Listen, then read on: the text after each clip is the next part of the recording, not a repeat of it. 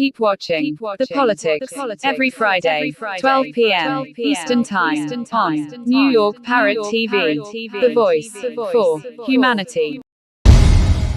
Imagine a media platform that reshapes the conversation, empowers your voice, and redefines the Bronx community.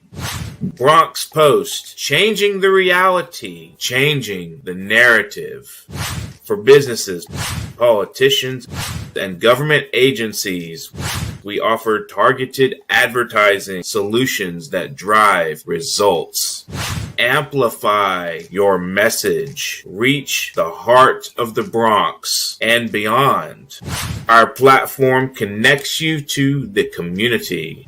Learn more. Email info@bronxpost.com or call 718-892-5555. Visit www.bronxpost.com for breaking news and updates. Bronx Post, changing the reality, changing the narrative.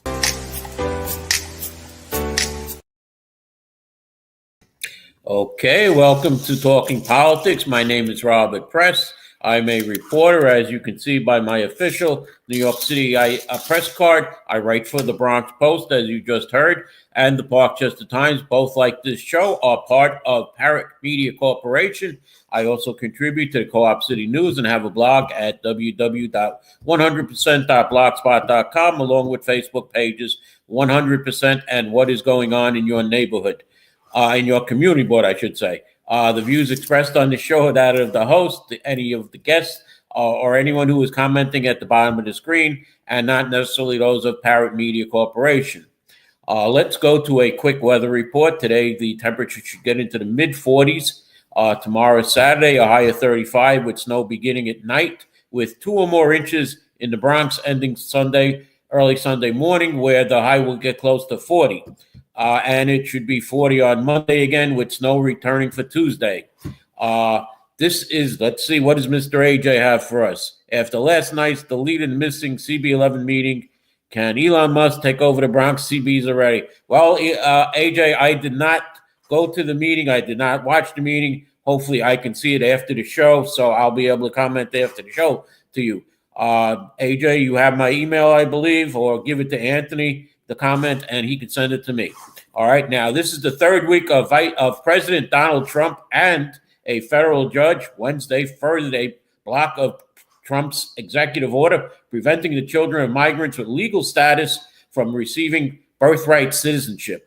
U.S. District Judge Deborah Boardman said Trump's order runs counter to our nation's 250-year history of citizenship by birth and likely violates a 1898 Supreme Court decision on the issue. The United States Supreme Court resoundingly rejected the president's interpretation of the citizenship clause of the 14th Amendment.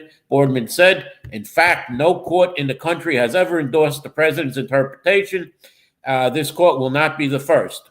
Now, let's go to some interesting news about the Gaza Strip and the Riviera of the Middle East. From Gaza, Palestinians in Gaza expressed a mixture of condemnation and confusion on Wednesday after President Trump's declaration that the United States should seize control of the devastated coastal territory and forcibly displace its entire population.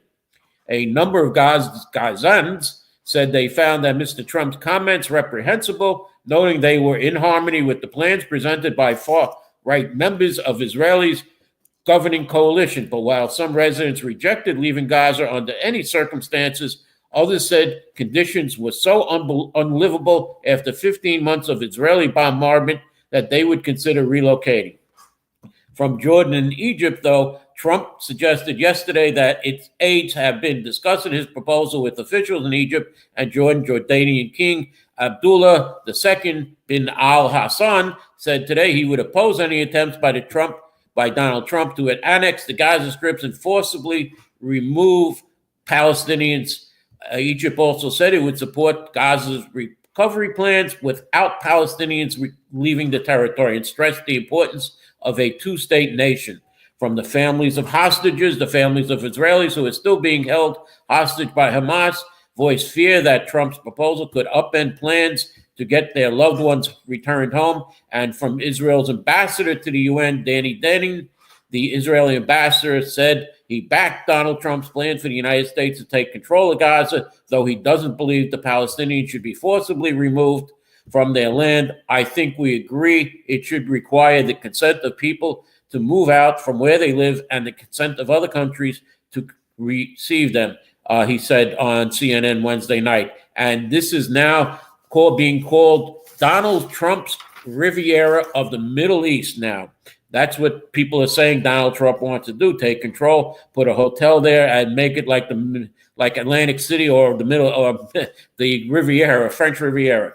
Now, other news from Donald Trump is he's pushing to drastically shrink the size of federal government, signing an executive order that imposed a 90-day hiring freeze on federal agencies, with the exception of the military personnel and armed forces roles linked to immigration enforcement, national security, and public safety, and offering incentives at federal workers to quit their jobs. In an email sent to federal workers last month, the Trump administration asked almost all government employees to decide by February 6th, which was yesterday, whether they want to receive resign and receive payment for 8 months. The move was strongly condemned by the American Federation of Government Employees, who said it created chaos for the Americans who depend on a functioning federal government. The ultimate goal of the moves is to save money for the federal government. Senior Trump officials reportedly told media that downsizing the federal workforce could save up to $100 billion. Trump's order moves to withhold federal funding to medical institutions that provide such care, providing puberty blockers, hormone therapies, and surgeries, calling on Secretary of the Department of Health and Human Services to take all appropriate actions to end chemical and surgical mutilation of children. That is the executive order that aims to ban transgender athletes from competing on girls' and women's sports teams by denying federal funds to the schools that allow it. His executive order states that it is the policy of the United States that it will not fund, sponsor, promote, assist, or support the so-called transition of children from one sex to another. It will rigorously enforce all laws that prohibit or limit these disruptive and life-threatening procedures. Now, Donald Trump has a new education policy where he feels that the children are not being educated well enough. On Thursday, the push to get an endorsement from Betsy DeVos, Trump's Secretary of Education in his first term, who wrote an op-ed for the Free Press that the department should be scrapped entirely. Nothing could be more important to our success as a nation than having well-educated citizens, DeVos wrote. But we don't be fooled by the name Department of Education. It has almost nothing to do actually with educating anyone. The Trump administration has hinted at plans to sign an executive order aimed at shuttering the Department of Education later this month. The order could request the department wind down its functions and delegate powers to other agencies. Elon Musk, Department of Government Efficiency, also seemed to have his sights set on the Education Department. Yesterday, a federal judge temporarily blocked the Trump administration from implementing a deferred resignation program, as I mentioned, and the dozens of Department of Education staffers were also recently put on leave for attending a DEI training program. Let me just flip this over. The renewed campaign to shutter the department is fueled in part by the dissatisfaction with the country's most recent report card, the National Assessment of Education. Progress recently found that K-12 students are failing drastically behind in reading and only making minor improvements in math. The current system located in Washington, D.C. is not working. The president is committed to ensuring states and parents have a greater say in their children's education. Let me get this one back up here now.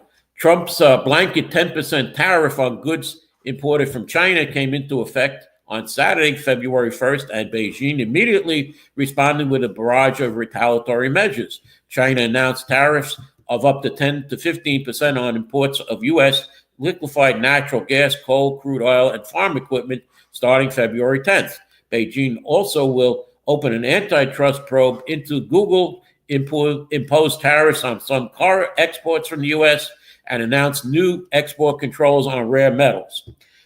Problems with Mexico. Mexican President Claudia Sheinbaum Parrot and Trump said they struck an agreement to delay American tariffs for a month in exchange for Mexico sending 10,000 National Guard troops to the border to crack down on fentanyl trafficking. Both countries will continue to negotiate over scrutiny and trade. The leaders characterized the conversation as respectful and friendly. Now, the Trump administration is going over after the MTA also to win transportation funding. Under the new Trump administration, the MTA will have to cooperate with ICE enforcement agents and can't enforce mask or vaccine requirements. And I better hope New Yorkers start trying to tying the knot and having more babies, as funding may be tied to the population of the city from the federal government. Today, U.S. President Donald Trump is meeting with Japanese Prime Minister, I'm not going to pronounce his name, with the Japanese Prime Minister for the first time today, as two allies are wary of China's rise to boost business and security ties while escalating trade wars threaten to rupture the global economy. Allies of we'll hold off on that one. Now we'll get to mayoral candidate. State Senator Zelma Miley says Eric Adams' refusal to fight Donald Trump's mass deportation efforts is making immigrant New Yorkers afraid to seek care at city-run hospitals. Miley led a protest outside of Kings County Hospital yesterday, criticizing health and hospital employee memo about how to respond to ICE officials. The memo advises the staff to confirm an ICE official's identity and ask if they have a subpoena or warrant, then contact HHC's risk management department or the designated immigration liaison for that faculty. It also states that if any time you reasonably feel threatened or fear for your safety or the safety of others around you, you should give the officer the information they have asked for or let them enter the site, according to a copy of the memo reviewed by Politico. Miley said the memo should not have warned employees that it is illegal to help someone avoid ICE, although he acknowledged it was accurate. Rumors about ICE activity at New York City healthcare facilities have been rampant since last month, when Trump rescinded longtime guidance restricting federal immigration enforcement in sensitive areas such as hospitals. Shortly thereafter, the New York City Health and Hospitals Corporation announced a new tagline, "Care for New York City, no exceptions." The health system is also reminding patients that it does not require them to share information about their immigration status to receive care. A little bit more about Zelma Miley. He is a state senator who is running for mayor. He skipped votes and a committee meeting Tuesday to campaign in his district. I was doing some preparation for our committee work, but also talking to some voters, Miley told Playbook. Miley's absence came on Tin Cup Day, when Mayor Eric Adams and other local leaders arrived at the Capitol to advocate for state funding. On Tuesday, Miley also released a statement condemning Mayor Eric Adams' testimony in Albany. Adams' testimony in Albany once again made clear he has no plan to deliver the bold solution New Yorkers need and is satisfied with the status quo, Miley said. Miley also missed a health committee meeting where he serves as a member. For that committee meeting, he was able to submit votes remotely. However, he was unable to vote in the larger full Senate session.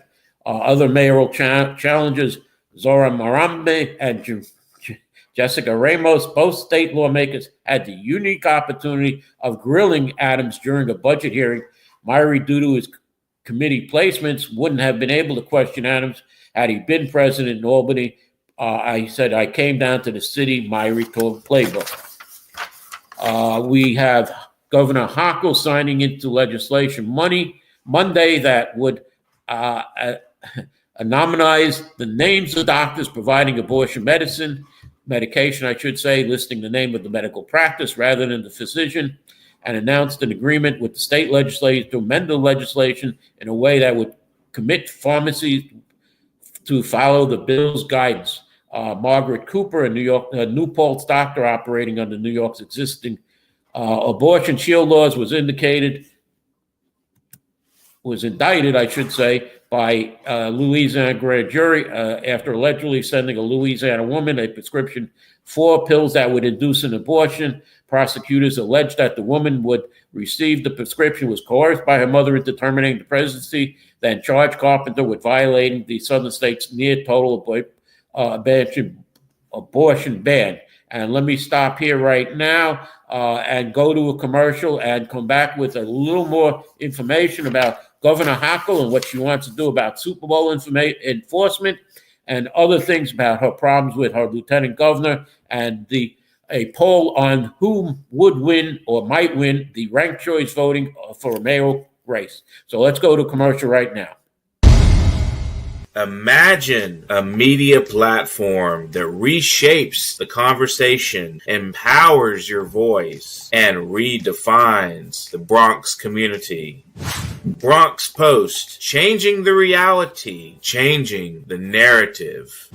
For businesses, politicians, and government agencies, we offer targeted advertising solutions that drive results.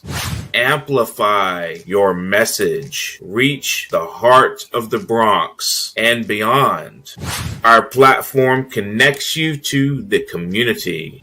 Learn more. Email info@bronxpost.com or call 718-892-5555. Visit www.bronxpost.com for breaking news and updates. Bronx Post, changing the reality, changing the narrative. Okay, welcome back. Now, as far as the Super Bowl week, Governor Hochul announced crackdowns on impaired driving during Super Bowl week. She has announced that state police and local law authorities it will participate in national enforcement initiatives on impaired driving during the week leading up to this year's Super Bowl. The campaign, which runs Monday, February 3rd through Sunday, February 9th, targets underage drinking enforcement along with increased patrols and sobriety checkpoints to deter, identify, and arrest impaired drivers. Now, during the 2024 Super Bowl weekend campaign, law enforcement officers arrested 262 people for impaired driving and issued 8,388 total tickets. Governor Hochul may be finding the ever-struggling MTA may be in jeopardy as state federal leaders have no answer. Jan Olibo was up there during Tin Cup Day, or I should say after it, begging for money for the $63 billion plus budget for the MTA. He said that we will just continue with old equipment, for failures and whatever. I'm aware of the changes in patterns that are resulting for certainly many people's commutes. Governor Hochul said as far as congestion pricing, but it appears that President Donald Trump is after congestion pricing. He wants to help his upstate people so they won't have to pay the $9 fee that is charged coming into Midtown Manhattan. However, we're seeing that there's less traffic in Manhattan now because of congestion pricing. People are leaving their cars above 60th Street and even here in the Bronx. As far as Lieutenant Governor Antonio Delgado, he won't comment on endorsing his own boss, Governor Kathy Hochul, for re-election in 2026. And it's also questionable if he will be her lieutenant governor's candidate. He says, my focus right now isn't on the election. He told Playbook when asked if he would support Hochul in 2026 for re-election. My focus is on governing right now. He spoke at an unrelated event outside Albany where he was reading a child's book to an elementary school students. His comments come about 2 months after he snubbed Hochul by releasing an op-ed in the New York Times where he called for Democrats to dispose of the same politicians telling the same old stories, and the same party needed new leadership without mentioning Hochul's name. Now, that sounds familiar here in the Bronx. Some people have said that here in the Bronx, we need new leadership. Delgado's defiance is notable for someone in his position as lieutenant governor, a largely ceremonial job. that includes traveling around the state to tout the governor's policies and promote her administration. And once in a while, that person assumes the top role, as Hochul did after Andrew Cuomo's resignation. Delgado also broke with Hochul last year when he called on Joe Biden to exit the presidential race, even though Hochul was one of Biden's most adamant defenders. We always communicate, he said, when asked to describe their relationship. And in July, the governor was asked if she plans to keep Delgado on her ticket, and he has done a phenomenal job traveling the state, promoting some of his signature initiatives. Hochul said of Delgado, "I'm very happy with what he's doing now in 2026. It may be a long way off. I'm preparing for that race, but my focus right now is this November 2025. As I said, Mayor Adams went up to Albany on Tuesday. He came with 4 items that he wants. He wants first passage of the tax for working class legislation to make life more affordable for working class New Yorkers. His second was support of the Interventions Act to finally allow people with severe mental illness to get the lasting support they need. The third passage of measured reforms to discovery law that will continue to protect defendants' rights while improving the efficiency of our criminal court justice system and keeping our city safe. And finally, he said he wanted financial support to manage the international asylum seeker international crisis that has landed at the city's front door. Governor Hochul has said, though, in her new budget, there is going to be no new strategy, no new funding for the migrants. The city can do it on their own right now. Now, as far as a mayoral poll, the latest Honan strategy poll, which was taken February 3rd, or released February 3rd, 2025, they interviewed 769 New York Democratic primary voters for their mayoral barometer survey. The survey included those voters who said they are likely to vote in the June 2025 primary for mayor. The survey was conducted and using a text-to-web methodology from January 23rd to January 26th of this year. And here are a few of the things that was coming out of that. While Andrew Cuomo is not a declared candidate, if he was to enter the race, he would have a clear advantage relative to the current field of candidates, they said. Cuomo leads the mayoral field in the Democratic primary. If the election was held today, he would get 35% of the vote, well ahead of other declared candidates. Lander comes in second with 10%. Brad Lander, that is, the current city controller, followed by current mayor Eric Adams and Zohran Mamdani, who is an assemblyman from Brooklyn, tied at 9%. Former city controller Scott Stringer at 8%. State Senator Jessica Ramos, 6% of the vote, and Zolno Myrie at 3%. There are 2 in 10, 20% of the voters who are undecided. In ranked choice voting simulation, Cuomo would achieve 58% of the vote and would win in the 6th round of voting versus Brad Lander finishing up with 17%, Mamdani at 13%, and Scott Stringer at 12%. The poll said Eric Adams would be eliminated as a candidate after the 5th round of ranked choice voting. And let me go through that because here are the results of the poll. And I will read that in the first round, it ranks Andrew Cuomo at 44%, Brad Lander at 13%, Zohran Mamdani at 11%, Eric Adams 11%, Scott Stringer 10%, Jessica Ramos 7%, Myrie at 3%, Michael Blake at 1%, and longshot Jim Walden at 0%. And Walden has announced that he will run either on the Republican line or as an independent. The second round has Walden going out with no changes. The third round has Michael Blake eliminated with 1% of his vote being split with no change. The fourth round has Zolno Myrie eliminated. Fifth round, Jessica Ramos eliminated. Scott Stringer on the next round eliminated. And Eric Adams being the all-told eliminated candidate that makes the final choice of Andrew Cuomo at 58%, with Brad Lander at 17% and Zohran Mamdani at 13%. It also says Scott Stringer at 12% because Adams had less votes at the time than Stringer. So the choice by this poll is Andrew Cuomo. Should he enter the race? The survey also sought to examine attitudes towards Mayor Adams and his performance as mayor. 85% of the people had said that believe that Adams should not be reelected. 83% have an unfavorable opinion of Mayor Adams. 81% disapprove of the job Mayor Adams is doing as mayor, and 64% believe that Adams is too closely tied to Donald Trump. Now, the New York State Office of Addiction and Services and Supports OASIS announced the launch of Take a Pause, a new PSA campaign highlighting the steps New Yorkers can take to understand the risk and ensure responsible gambling, in particular for those who participate in mobile sports betting and casino betting. The campaign also includes information about where people can find help for themselves or a loved one impacted or at risk of developing a gambling problem.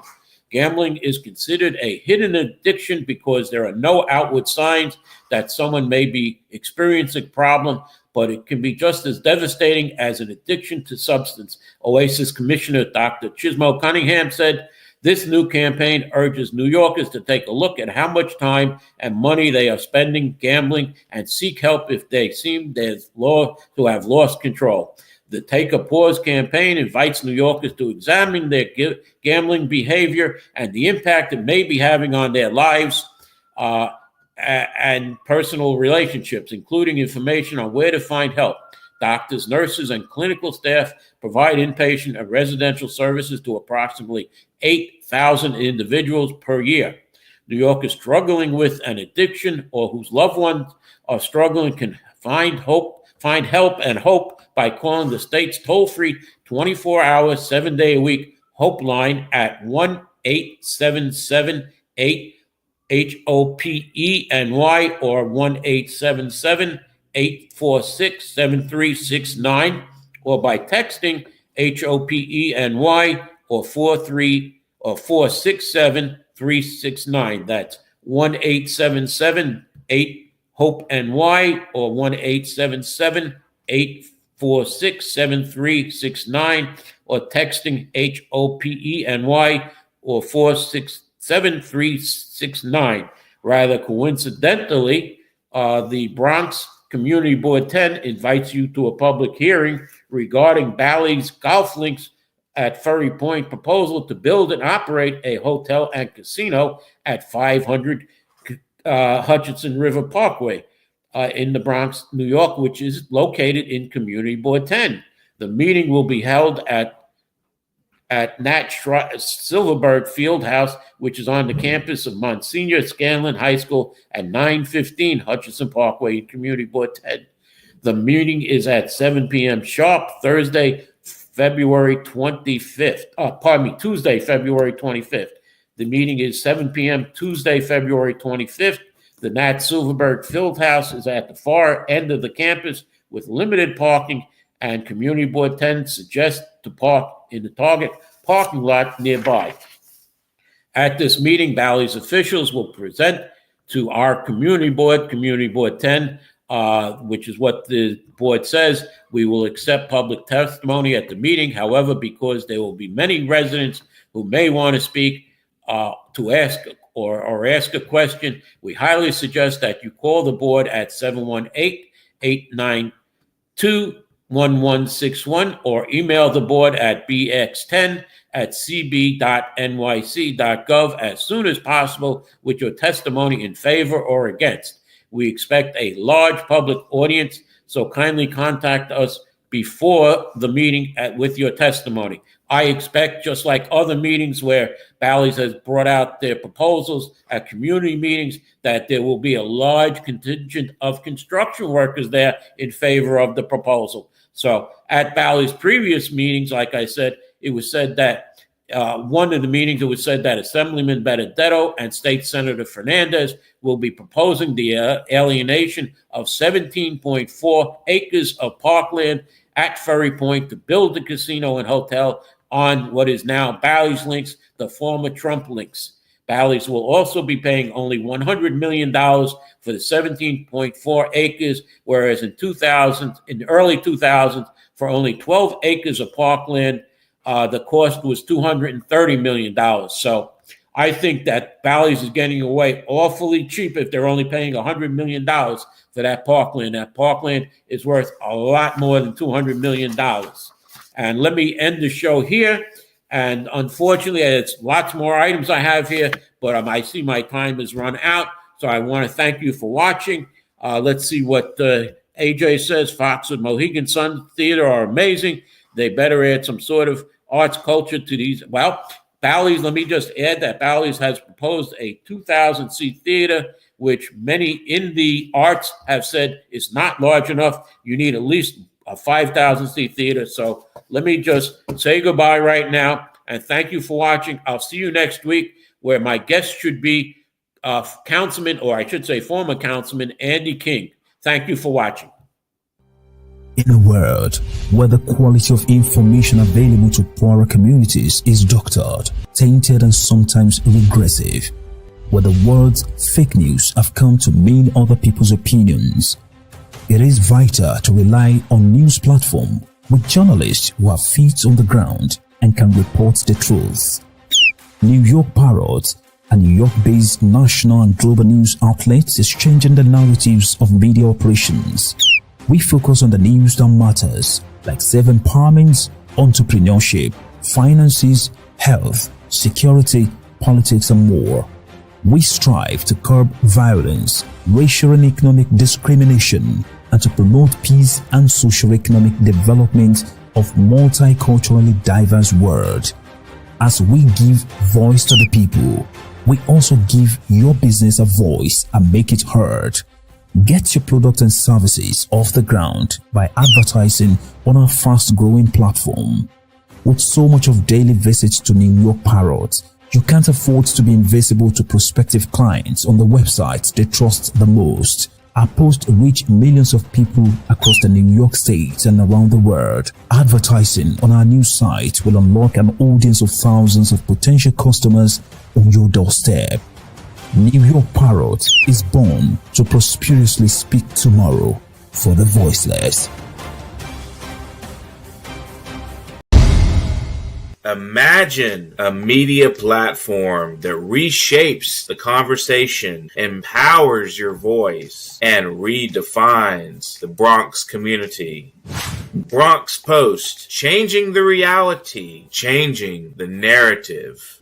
For businesses, politicians, and government agencies, we offer targeted advertising solutions that drive results.